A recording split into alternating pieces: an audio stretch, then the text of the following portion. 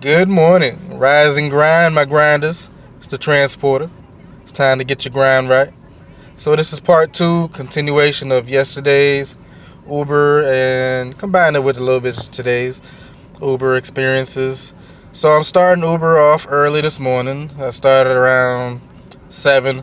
Wanted to start a little earlier, but I had a little problem releasing my bird scooters that I had, so it took me a little longer. Then I had to go get some gas, and then off to the races.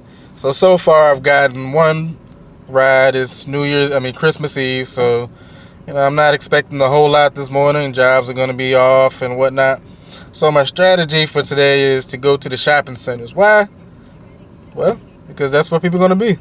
People are going to be doing the last minute shopping. People are going to be needing to get picked up, grocery shopping, all those type of things.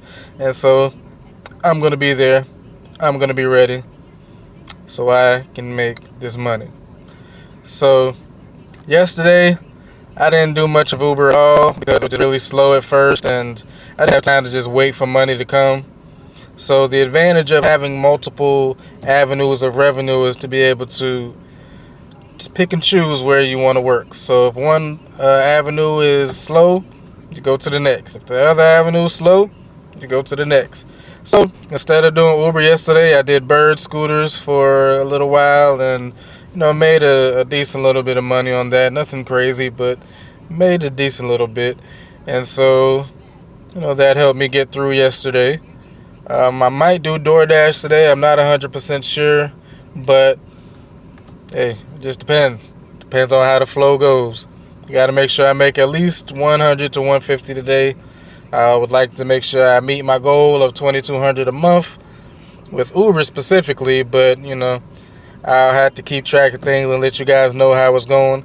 So far, I'm under $100 in Uber, but this is only my third day officially as an Uber driver, and I didn't do it for like 8 hours and nothing crazy like that.